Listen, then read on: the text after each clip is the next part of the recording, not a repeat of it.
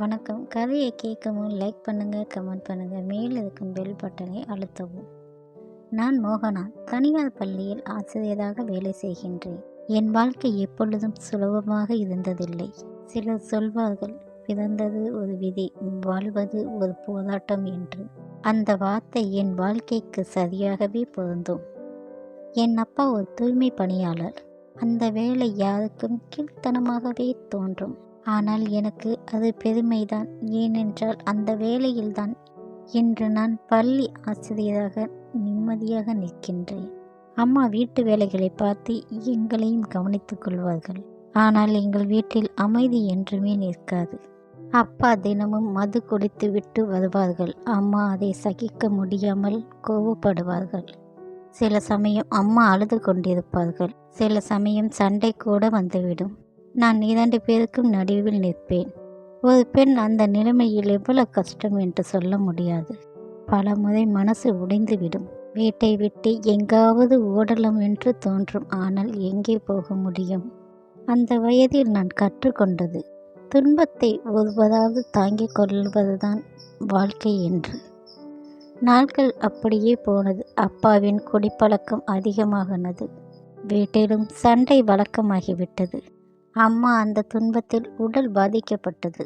அம்மா நோய்வாய்ப்பட்டார்கள். அதிலிருந்து மீள முடியாமல் எங்களை விட்டு போய்விட்டார்கள். அம்மா போனதுக்கு பின்பும் அப்பா இன்னும் அதிகமாக குடிக்க ஆரம்பித்தார்.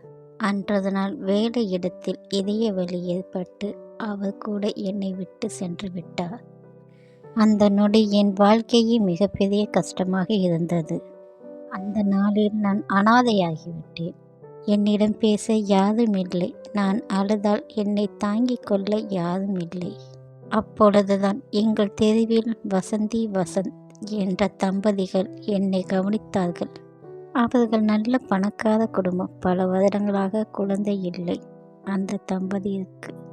என்னை பார்த்தவுடன் அவர்களுக்கு விட்டு கொடுக்க மனம் இல்லை போல. அவர்கள் என்னை தங்கள் வீட்டுக்கு அழைத்து சென்றார்கள். வசந்தி ஒரு நல்ல மனசுள்ள பெண். அவர்கள் வாழ்க்கை முழுவதும் பிறருக்கு உதவி செய்வார்கள். அந்த வீட்டில் நான் சென்ற பின்பு உண்மையில் ஒரு புதிய வாழ்க்கை தொடங்கியது போல் இருந்தது. அவர்கள் என்னை தங்கள் குழந்தை போலவே என்னை பார்த்தார்கள். அவர்கள் வீட்டில் சூழ்நிலையும் அன்பு, பாசம், நம்பிக்கை எல்லாம் கிடைத்தது.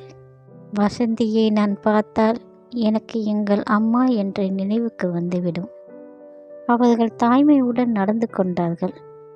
அந்த வீட்டில்தான் நான் சிரிக்க ஆரம்பித்தேன். ஆனால் வாழ்க்கை எப்பொழுதும் நேர்கோட்டில் போகாது. அங்கு இருந்த வசந்தியின் மாமியார் என்னை விரும்பவில்லை. என் அப்பாவின் தொழில் என்று காரணம் சொல்லி எப்பொழுதும் கோபமாக பேசுவார்கள். சில நேரங்களில் நான் மனசு உடைந்துவிடும். அந்த நேரத்தில் நான் என் அறைக்கு போய் அமைதியாகவே அழுவேன். ஆனால் வசந்தியுடன் வசந்தும் எப்பொழுதும் எனக்கு துணையாக நிற்பார்கள். அப்படியே வருடங்கள் கடந்து போனது. நான் வேலை பார்த்த வாழ்க்கை எனக்கு மெதுவாக மாற்றங்கள் ஏற்பட்டது. அன்றது நாள் வசந்தி என்னிடம் பேசினார்கள். அவர்கள் அப்படி சொன்னதும் என் மனசு மகிழ்ச்சியாய் நிரம்ப செய்தது. நாங்கள் உன்னை எங்கள் மகளாக பார்க்கின்றோம். உனக்கு கல்யாணம் செய்து வைக்க வேண்டும் என்று ஆசைப்படுகின்றோம். அப்படி ஒரு நாள் நல்ல குடும்பத்திலிருந்து மாப்பிள்ளை பார்க்க வந்தார்கள். அவருடைய பெயர் சுரேஷ். அவர் ஐடி கம்பெனியில் வேலை பார்க்கின்றார். அவரை பார்த்தார் நல்ல அழகு, தனக்கென்ன வாழ்கின்ற ஒரு குணம். அவரை பார்த்தவுடன் நான் தெரிந்து கொண்டேன். திருமண நாளும் வந்துவிட்டது. அந்த நாள் என் வாழ்க்கையில் மறக்க முடியாத நாள். எங்கள் வீட்டில் சிரிப்பு, சந்தோஷம், மகிழ்ச்சி என்று எல்லாமே சென்று கொண்டிருந்தது. வசந்தியும் வசந்தும் என்னை அவர்கள் மகளாகவே கல்யாணம் செய்து வைத்தார்கள்.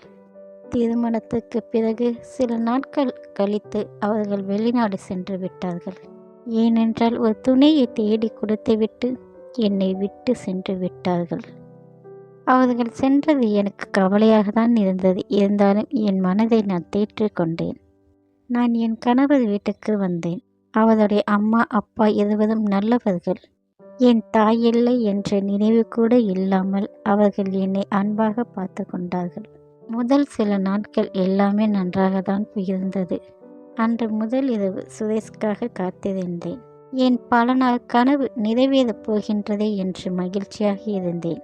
ஆனால் சுரேஷ் வந்த பின் ஒரு கவிதை கூட என்னிடம் பேசவில்லை.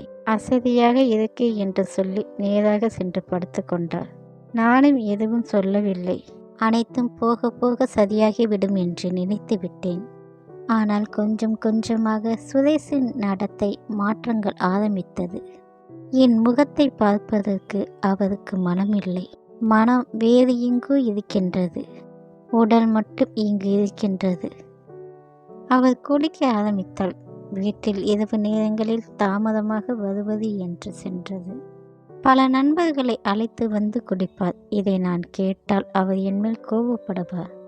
என் விதி எங்கு சென்றாலும் என்னை விடுவதில்லை என்று நான் நினைத்து கொண்டேன். அன்றைய நாள் சுரேஷ் வெளிப்படையாகவே சொன்னான், எனக்கு உன்னை பிடிக்கவில்லை. சுரேஷ் பல பெண்களுடன் உடல் உறவு வைத்திருந்தான். ஆனால் அது திருமணமான பெண்களுடன் மட்டும். அதை கேட்டதும் நம்ப முடியவில்லை. அந்த நாளிலிருந்து நான் வீட்டுக்குள் நிழலாக மாறினேன். சொல்ல முடியாத வேதனை. ஒரு பெண்ணின் மனசு பகல் இரவுகள் எனக்கு மனது உடைந்து விட்டது.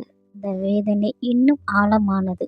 அன்றைய நாள் சுரேஷ் இல்லாத நேரத்தில் அவன் நண்பன் என்னுடன் தவறாக அணுகினான்.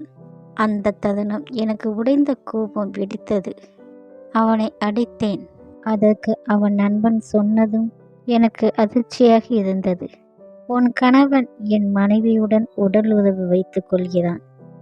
அதை பார்த்துவிட்டு நான் அமைதியாக இருக்க முடியல. உனக்கு ஏன் இவ்வளவு கோபம்? அந்த வார்த்தை சுரேஷின் காதில் விழுந்தது. அது அவனின் உள்மனதை வேதனைப்படுத்தியது. அதை வேதனைப்படுத்தியதால் சுரேஷ் தன்னை மாற்ற ஆரம்பித்தான். அன்றைய நாள் அவன் அமைதியாக அவன் பழைய வாழ்க்கையில் இருந்து விலகினான். மெதுவாக அவன் மனது மாற ஆரம்பித்தது. தன் தவறை நன்றாகவே புரிந்து கொண்டான். நண்பனின் மனைவி தங்கை போல் மதிக்க வேண்டும் என்று மனதில் உணர்ந்தான். அன்றைய நாள் அவன் என்மேல் அன்பான பார்வை விழுந்தது. அந்த பார்வை எனக்கு புதிதாக நம்பிக்கை கொடுத்தது.